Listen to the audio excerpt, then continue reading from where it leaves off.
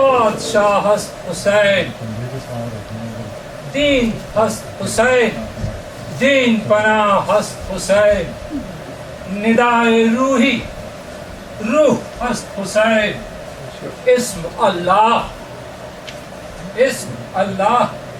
ذات ہست حسین، سردار ندار دست در دست یزید، حقا کے بنا لا الہ ہست حسین۔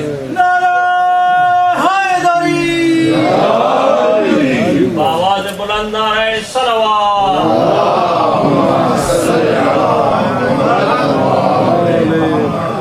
مولانا صاحب ایک سیکنڈ کی اجازت چاہتا ہوں۔ یہ جو انہوں نے 3 شعر پڑھے ہیں، 4 مصرے تو سب نے سنے ہوں گے اور اجمیر بھی لکھے ہوئے ہیں۔ یہ 6 مصرے کہے تھے شاہ اجمیری نے، اور یہ 6 کے 6 مصرے نجف میں جہاں تحائف رکھے وہاں یہ لکھے ہوئے ہیں یہ 6، مگر یہ 2 آخری مصرے اب اجمیر سے غائب کر دیے گئے۔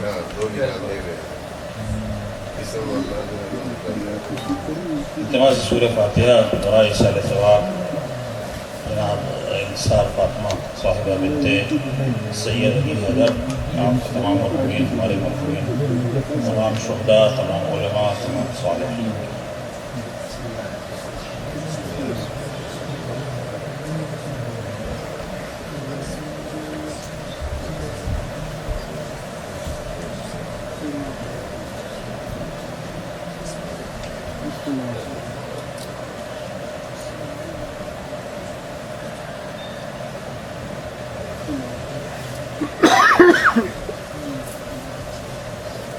فاتحہ۔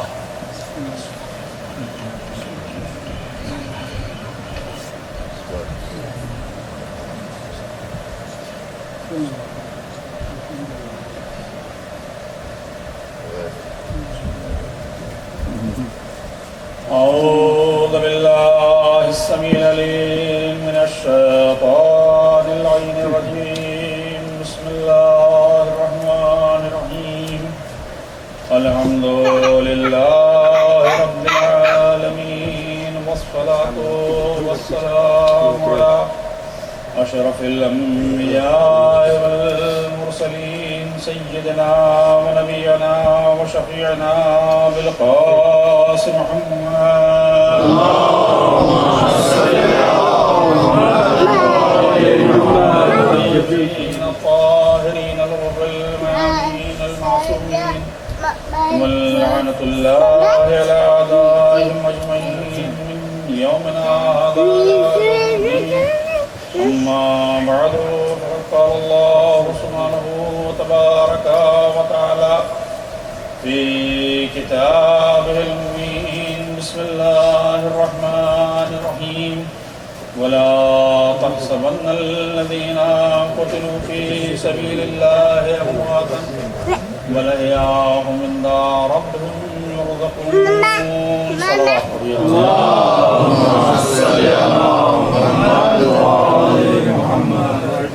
میری نظر میں یہ بے ادبی ہے کہ مولانا کے بعد میں یہ جسارت کروں، ایک عالم کے بعد ایک جاہل کو منبر پہ نہیں آنا چاہیے، لیکن یہ ذرا نوازی ہے کہ میں یہ شرف حاصل کر رہا ہوں، اور یقیناً ہر مجلس اصلاحاً پڑھی جاتی ہے۔ عزیزان گرامی،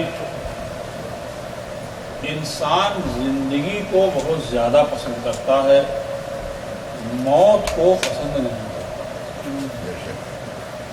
اور زندگی کے طولانی کرنے کے لیے جتنے بہانے ہیں وہ تلاش کرتا ہے، در حقیقت معین ہے کہ کب تک زندہ رہے گا اور کب نہ۔ یہ خیال خام بہرحال ہے کہ ہم یہ کھا لیں گے، یہ ورزش کر لیں گے، یہ اہتمام کر لیں گے، اس غذا سے پرہیز کر لیں گے تو زندگی طولانی ہو جائے گی۔ در حقیقت وقت معین ہے اور اس کو کوئی تبدیل نہیں کر سکتا جب تک کہ تبدیل کرنے کی کوئی سفارش نہیں۔ اس کے علاوہ کچھ نہیں ہے. اب وہ الگ بات ہے کہ ہر انسان سوچتا ہے کہ یہ وائٹامن بڑے اچھے ہوتے ہیں، کہ فلاں گرین ٹی، ریڈ ٹی، جو بھی طرح کی چائے ہیں، وہ مختلف غذائیں ہیں. آج کا اس کا دور ہے، کل کسی اور کا تھا. آج سے 20 سال پہلے یوگرٹ کا بہت چل گیا، جو تھا. ہر آدمی کوشش میں ہے کہ بہترین سے بہترین اس کی طولانی زندگی ہو، اور اس کے ساتھ ایک اور کنڈیشن بھی ہے، شرط ہے. نہ صرف یہ کہ طولانی ہو، بلکہ وہ کوالٹی آف لائف بھی ہو. یعنی زندگی ایسا نہ ہو کہ رگڑ رگڑ کے 100 سال جئیں، نہیں، پورے آرام اور آسائش کے ساتھ وہ زندگی گزرے. جتنے لوازمات زندگی ہیں کہ جن میں ہمیں آرام مل جائے گا، وہ ہم کو سب مہیا ہوں اور ہر وقت رہے. مرتے وقت بھی دل میں خواہش ضرور ہوتی ہے کہ جب میں مروں تو لوگ مجھ سے محبت ضرور کریں. ایسا نہ ہو کہ میں دنیا سے جاؤں تو میرے آس پاس جو لوگ ہوں وہ مجھے پسند نہ کر رہے ہیں، بلکہ بے انتہا محبت کرتے رہیں، میرے مرنے پر روئیں بھی، میرا ماتم بھی کیا جائے، میری یاد بھی منائی جائے. یہ خواہشات تو ہوتی ہیں اور یہ صحیح ہیں، ان میں کوئی برائی نہیں. فرق یہ ہے کہ انسان توقع تو اس کی کرتا ہے، لیکن اس کے لیے کام نہیں کرتا. مرتے وقت ہم سے محبت کی جائے یہ تمنا میرے دل میں ہے، لیکن میں نے لوگوں سے محبت کی ہی نہیں ہے، تو وہ مجھ سے کیسے محبت کر لیں گے؟ دنیا کا اصول یہ ہے کہ جو آپ چاہ رہے ہیں اپنے لیے وہ دوسروں سے کرنا شروع کر دیجئے. جتنا آپ کریں گے اس سے زیادہ پلٹ کے آپ کو ملے گا.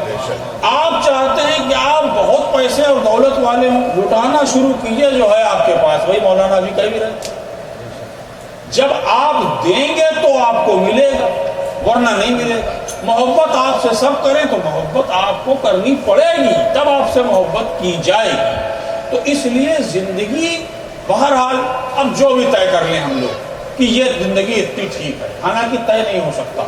میں اگر 50 سال والے سے پوچھوں بھائی اب ٹھیک ہے جانے کا پروگرام بنایا آپ نے، وہ کہیں گے آپ کیا بات کر رہے ہیں؟ یو ایس میں 80 سال تک ینگ رہتے، 50 سال تو میرے جوان ہے، بچہ ہے. اچھا 80 سال والے سے پوچھ لیں بھائی ہو گیا کام آپ کا، ختم ہو گیا، 80 سال ہو گئے، چلے جائیے، تشریف لے جائیے. کہیں آپ کو دماغ خراب ہو گیا ہے؟ اچھا خاصا اللہ نے مجھے زندہ رکھا، آپ کہتے مر جائیے. 65 ایئر والے سے پوچھ لیں تو کہے گا ابھی تو سوشل سیکورٹی شروع ہوئی.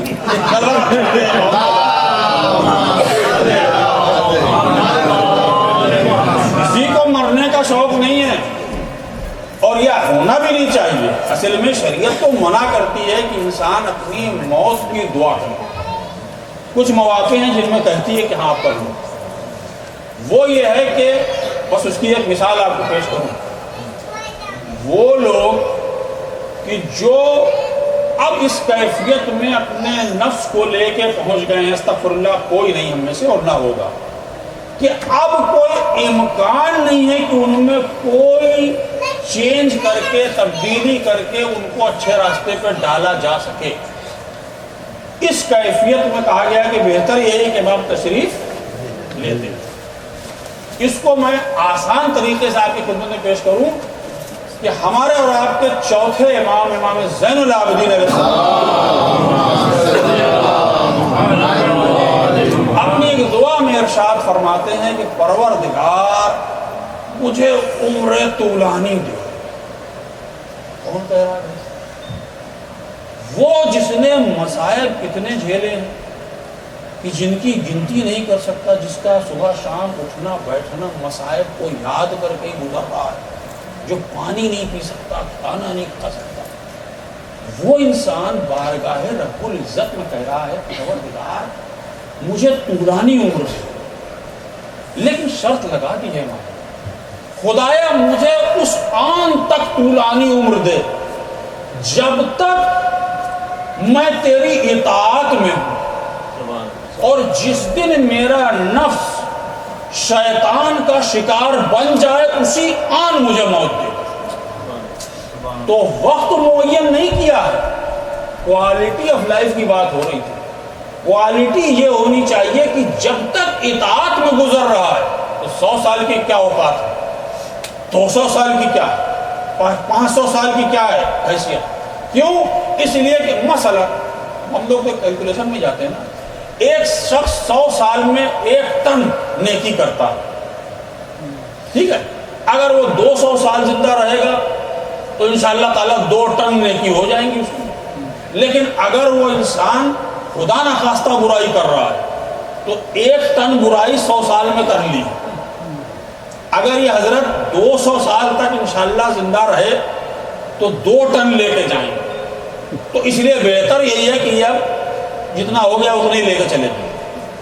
یہ اچھا نہیں ہے ان کے لیے کہ مزید زندہ رہے.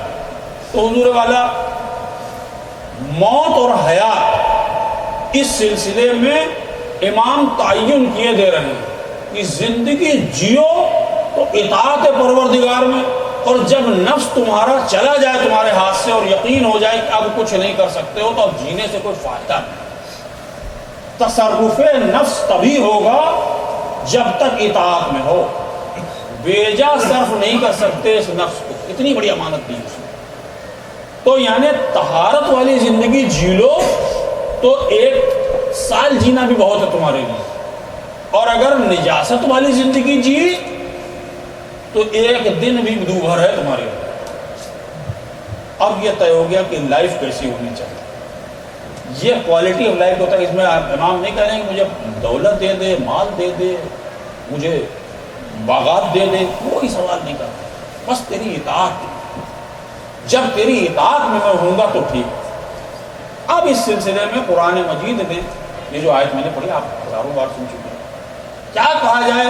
قرآن مجید ہر چیز کا زندگی میں ایک نیا رخ پیش کرتا ہے. قرآن نے موت اور حیات کو وہ نہیں بتایا جو دنیا سمجھ رہی. قرآن کہہ رہا ہے جس کو تم سمجھ رہے ہو مر گیا ہے، یہ نہ سمجھو کہ مر گیا ہے. اگر اس نے اطاعت پروردگار میں فی سبیل اللہ اپنی جان دے دی ہے تو زندہ ہے، ایسا کہ ہم اسے رزق دے رہے ہیں. تو حیات اور موت کے تصور کو قرآن نے بدل دیا. دوسرے نظریے سے قرآن نے جب پیش کیا تو اس نے کہا کہ یہ لوگ ایسے ہیں کہ اولئک کالانعام، یہ تو چوپایوں جیسے ہو گئے ہیں. یعنی انسانیت کے درجے سے گر کر جانوروں تک پہنچ گئے، بلکہ اس سے بھی پست. تو معلوم یہ ہوا کہ حیات اور موت کا جو تصور ہے اس سے یہ نتیجہ نکلتا ہے کہ جو چل پھر رہا ہے، سانس لے رہا ہے، جس کی دل کی دھڑکن چل رہی ہے، دیکھنے میں زندہ ہے، نگاہ قدرت میں ہو سکتا ہے مردہ ہو گیا. اور جس کی دھڑکنیں بند ہو گئی ہیں، جسم کے ٹکڑے ہو گئے ہیں، خون بہہ چکا ہے، کوئی نام و نشان بظاہر نظر نہیں آ رہا ہے، وہ زندہ ہو. ایسا زندہ کہ جس کو رزق ہم دے. صلوات پڑھ دیں محمد. ایسے ہی قرآن نے فتح اور شکست کے معیار کو بھی الگ بتایا. ایسے ہی ہم جسے سمجھ رہے ہیں کہ فاتح ہو گیا، اللہ دینے والا ہے فتح و شکست کا. جہاں دکھائی دیتا ہے آپ کو کہ ایک لشکر بظاہر ہار گیا ہے اور بظاہر اس کے مقابلے میں ایک بہت بڑا لشکر ہے جس نے اس کو پسپا کر دیا ہے بظاہر، قرآن کہہ رہا ہے کہ ایسا نہیں ہے. جس جنگ کو تم سمجھ رہے ہو کہ کوئی جیت گیا ہے اور جس جنگ کو تم سمجھ رہے ہو کہ کوئی ہار گیا ہے ایسا نہیں. کیونکہ بظاہر تو لگ رہا تھا، ساتھی بھی کہہ رہے تھے، ہم نشین جو تھے انہوں نے بھی کہا کہ اتنا گر کر کے کیوں یہ کام کیا جا رہا ہے، کہ شرائط ان کی مانی جا رہی ہیں. قرآن نے بڑھ کے کہا کہ انا فتحنا لک فتحا مبینا. سبحان اللہ سبحان اللہ. ایک صلوات پڑھ دیجیے محمد. تو یہ نہ سمجھیے کہ ایسا نہیں ہے کہ جو مر گیا ہے وہ ختم ہو گیا، بلکہ قرآن نے اور بڑی اچھی بات کہ قرآن نے کہا، بلکہ حدیث نے، کہ ہر نیکی سے بڑھ کے ایک نیکی ہے. آپ ایک نیکی کیجئے، آپ کو دوسری نیکی اس کے آگے کی مل جائے گی کہ آپ وہ بھی کر سکتے تھے۔ کسی نے $100 دے دیے کسی کام کے لیے، جیب میں 300 رکھے تھا، بھائی 200 دے دیتا تو اس سے بڑی نیکی رہتی۔ مثال کے طور پر کسی نے کسی ایک کی مدد کر دی، ایک کی مدد کی، ہو سکتا 50 کی کر سکتا تھا۔ ہر نیکی کے آگے ایک نیکی مل جائے گی، لیکن شہادت کے آگے کوئی نیکی نہیں، کیونکہ اس میں معاملہ یہ ہے کہ انسان جب جان پر آ جاتی ہے تو مال لٹا لیتا ہے۔ بیماری ایسی ہو گئی خدا نہ کرے کسی کو، تو گھر بار سب کچھ لٹا دے گا کہ جان بچ جائے۔ لیکن شہادت کی منزل وہ ہے کہ جہاں انسان سب اپنا لٹا دیتا ہے، یعنی اس کا جو جوہر ہے حیات کا وہ اللہ کی بارگاہ میں لٹا دیتا۔ اب مثال کے طور پر کسی انسان کی عمر تھی 80 سال، فرض کر رہے ہیں ہم، اور مان لیے میدان جنگ میں 40 سال کا تھا جب گیا تھا لڑنے کے لیے، اور اس نے اپنی جان دے دی، تو ہونا تو اس کی 40 سال زندگی اور تھی، لیکن 40 پہ ہی اس کی زندگی کا خاتمہ ہو گیا۔ تو یہ جو اس نے 40 سال خدا کی بارگاہ میں نثار کیے ہیں، یہ 40 سال کون سے ہوتے؟ شباب گزرنے کے بعد، پختگی آنے کے بعد، پیری کی طرف بڑھنے کے پہلے اس منزل پہ ہوتا، اور پھر بڑھاپے کی زندگی گزارتا، سوشل سیکیورٹی بھی لے لیتا آپ کے حساب سے، لیکن 80 سال پر مر جاتا۔ جو آخری کے 40 سال والی زندگی تھی وہ پہلے 40 والی جیسی تو نہیں ہو سکتی، کیونکہ وہ تو جوانی اور شباب کی تھی، مگر اس نے اپنی زندگی کا 40 سال دے دیا ہے اللہ کو۔ تو اللہ نے کہا کہ ایسا ہے کہ تم نے 40 دیا ہے، ہم تمہیں ایسی زندگی دیں گے جو ختم ہی نہیں۔ سبحان اللہ، صلوات پڑھ دیں محمد۔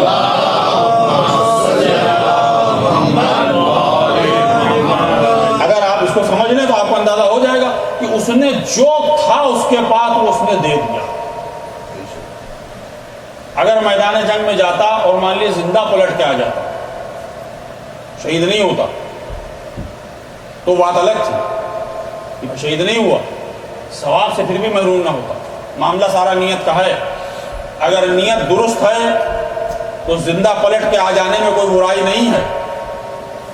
گیا تھا لڑنے کے لیے، مگر ہوا یہ کہ وہ موت نہیں لکھی تھی اس کی، پلٹ آیا وہ زندہ، صحیح و سالم لوٹ آیا، نیت بالکل درست تھی، بالکل اخلاص سے گیا تھا، وہ فی سبیل اللہ لڑنے کے لیے گیا تھا۔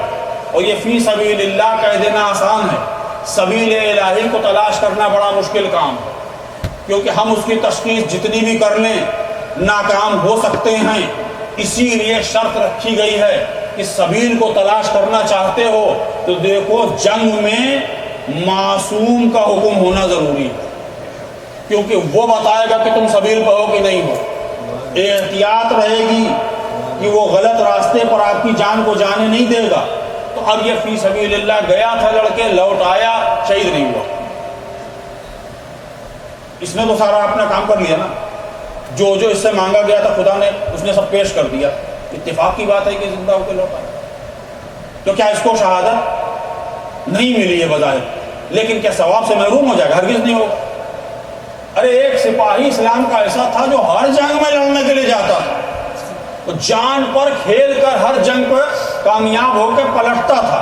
کچھ تو شہید ہو جاتے تھے، جناب حمزہ شہید ہو گئے، جناب جعفر شہید ہو گئے، دوسرے شہید ہو گئے، یہ پلٹ کے آتے ہوں گے تو کیا سوچتے ہو؟ میں یہ کہتا ہوں کہ انہوں نے جان کا نذرانہ ہر بار اللہ کی بارگاہ میں پیش کیا۔ اب یہ نفس تو اللہ نے خریدا ہوا تھا، تو ان کو ڈر کس بات کا؟ آج لے یا کل لے۔ تو ہوا یہ کہ ہر جنگ میں فاتح ہو کے پلٹے، بڑی داد ملی۔ جتنے غریب مسلمان تھے مفلس، 2 کھجوروں پہ زندگی گزار رہے تھے، ٹنوں میں سونا دلوایا ہے علی کی تلوار کے صدقے نے۔ علی پلٹ کے گھر پہ آئے تو خالی ہاتھ تھے۔ شہزادی کونین نے پوچھا ابو الحسن آپ فاتح پلٹے ہیں، مال غنیمت ملا؟ کہا بنت رسول جب مال غنیمت تقسیم ہو رہا تھا سامنے یتیم دیکھ لی، تو ایک ہی وقت میں یہ شخص سب سے بڑا بہادر بھی تھا، سب سے بڑا سخی بھی تھا. میں نے سب تقسیم کر دیا کہ یا علی میں اللہ کا شکر ادا کرتی ہوں کہ اس نے ایسا شوہر مجھے دیا کہ جس نے نہ صرف جان کا نذرانہ پیش کیا مال کا نذرانہ بھی پیش کر دیا. تو اب ایسا اگر پلٹ کے آ رہا ہے ہر بار تو دل میں کبھی تو ہوگا کہ میں نے تو اپنی جان پیش کر دی ہر بار, خیبر میں, خندق میں, احد میں میری جان گئی نہیں. لیکن جب منزل آ گئی تو اس نے پھر ایک نعرہ بلند کیا کامیابی کا کہ فزتو برب الکعبہ, آج میں کعبے کے رب کی قسم کامیاب ہوں. معلوم دل میں تمنا شہادت لیے چل رہے تھے, منزل بہت دور تھی, گھبرائے نہیں کیونکہ نفس خدا کے حوالے تھا. صلوات پڑھ دیں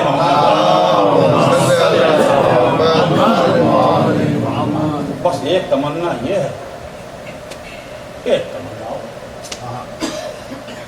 مولانا علی کو کیا نہ دیا اللہ نے.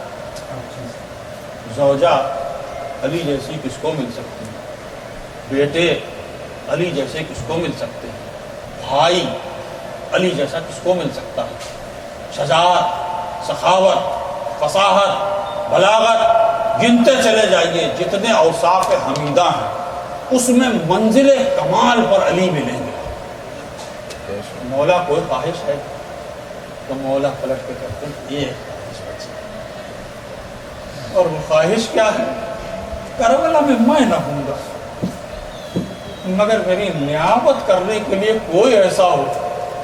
تو حضور والا آپ دیکھیے, آج ہی میں نے پڑھا ہے نا کہ زمین کربلا پر پہنچے ہیں حسین, تو آپ نے یہ بھی فرمایا کہ میرے بابا جب صفین سے پلٹ کے آ رہے تھے, کربلا سے گزرے اور اس کے بعد تھک گئے تھے, سوئے, زانوے امام حسن پر سرے امیر المومنین, اور ایک مرتبہ تھوڑی سی نیند لینے کے بعد علی اٹھے ہیں تو آنکھوں سے آنسو جاری.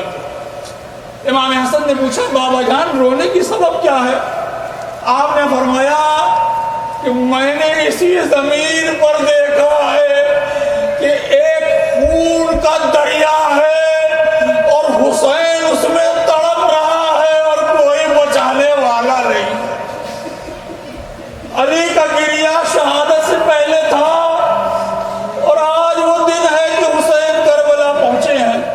اسی کربلا میں پہنچ کر جب حسین سے کہا گیا ہے کہ خیمے ہٹا لیجئے تو علی کو وہ شعر بھی بڑھ اٹھا, اس کی مجال ہے کہ میرے آقا کے خیمے کو ہٹا لیا جائے.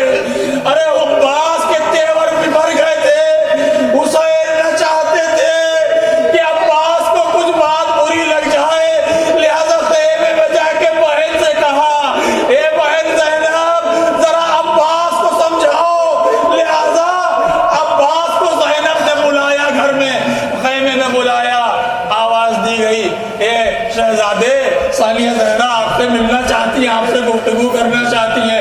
لیجئے وہ تیور بلند تھے اور اب چونکہ فاطمہ زہرا کی بیٹی سے ملنے جانے والے تھے لہذا غلام بن کے آپ کے پاس پہنچ گئے. پہنچے ہیں, سر جھکا کے بیٹھ گئے. شہزادی کوئی حکم ہو تو بتائیے. کہا میرے بھیا میں نے سنا ہے کہ تمہیں خیز آ گیا ہے, خیمے ہٹانے کے لیے کہا گیا ہے. کہا شہزادی آپ جانتی ہیں انہوں نے میرے آقا کو مجبور سمجھا ہوا ہے.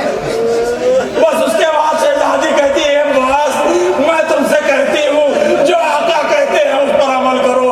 ارے وہ سر جھکا کے پلٹ آئے. میں کہوں گا آقا یہ ایک بار کی بات نہیں ہے, اے چھوٹے حضرات آپ کی شجاعت کا امتحان ہی ہے کہ پورے منازل میں صبر کرتے جائیں. لہذا جب شب عاشور حملہ ہوگا, فوجیں آئیں گی, طبل بجنے شروع ہوں گے, گھوڑے کی ٹاپیں سنیں گے, تو حسین کہتے ہیں عجب جملہ ہے حسین کا. ایک مرتبہ شور مچا کہ جیسے حملہ کر دیا گیا ہے. بس یہ حملے کا سننا تھا کہ حسین سمجھے, اور یقیناً فوج آگے بڑھ رہی تھی اور باس کے ساتھ بیٹھے ہوئے ہیں, گفتگو چل رہی. ابھی شب عاشور نہیں آئی, شام کا وقت ہوگا تقریباً. اور اس منزل پر ایک مرتبہ میں کہتا ہوں کہ کیا منزلت ہے میرے اس آقا کی تاجدار وفا ہے قمر بنی ہاشم. اور اس کے بعد ایک حسین کا جملہ ہے، اے عباس جا کے ان سے گفتگو کرو اور ان سے کہو کہ آج رات کی مہلت دی. لیکن اس کے پہلے ایک عجب بات کہی ہے. بس ذرا سا توجہ آپ سن لیں، آپ کے ذہن متوجہ ہیں. کہتے ہیں کہ بے نفسی انتا یا عقیل، اے میرے بھائی تم پر میں قربان ہو جاؤں. عباس آئے ہیں، آپ نے سنا ہے واقعہ، ایک گدے کے پلٹے کہ جنگ ہوگی کہ نہیں یہ فیصلہ حسین کریں گے. لیکن وہ خط دے کے پلٹنے کی کیفیت یہ تھی کہ فوجیں آگے بڑھ نہیں سکتی تھی. جا کے حسین سے پھر بات کی، آ کے کہا کہ میرا مولا کہتا ہے کہ کل جنگ ہوگی، آج رات کی مہلت دے دو. میں کہوں گا عباس آپ کی شجاعت کا کتنا بڑا امتحان ہے کہ وہ شعر جو علی کا شعر ہے، جس کے لیے شاعر نے کہا ہے کہ شعر دریا سے کبھی پیاسا پلٹتا ہی نہیں. اور یہ حقیقت ہے کہ جب بھی شعر دریا پہ جاتا ہے پانی پی کے ہی آتا ہے. اس نے کہا ہے کہ شعر دریا سے کبھی پیاسا پلٹتا ہی نہیں. شعر ہونا اور ہے، عباس ہونا اور ہے. ارے وہ عباس تھے کہ میں آپ سے کیا بتاؤں. میں جب واقعات کو تو نہیں پڑھوں گا، ایک منظر پیش کرتا ہوں. آپ نے سنا ہے، آپ کے ذہن متوجہ جانتے ہیں کہ جب نیزوں پہ سر رکھے گئے تو حضرت علی اصغر کا سر بھی نیزے پہ تھا اور جناب علی اکبر کا سر بھی نیزے پہ تھا. تاریخ یہ کہتی ہے کہ حسین اتنا اکبر کو چاہتے تھے کہ نظر حسین اکبر کے سر پر رہتی تھی، اپنے بیٹے کا نظارہ کرتے رہتے تھے. لیکن اس پورے واقعے میں مجھے نہیں ملا کہ عباس کا سر نیزے پہ تھا. پورے لشکر کے ایک سپاہی کا سر ایسا تھا کہ جو گھوڑے کے گلے میں باندھا گیا تھا. میرا دل تڑپ اٹھا، اے آقا آپ کا سر کیوں باندھا گیا؟ جواب تاریخ نے دیا، جب بھی اس سر کو بلند کیا گیا نیزے پر، یہ گر پڑا، یہ نہ دیکھ سکا کہ میری بہن وہ مخلوق جاتا ہے. لعنت اللہ علی قوم الظالمین وسيعلم الذين ظلموا أيام القيامة. ماتم حسین.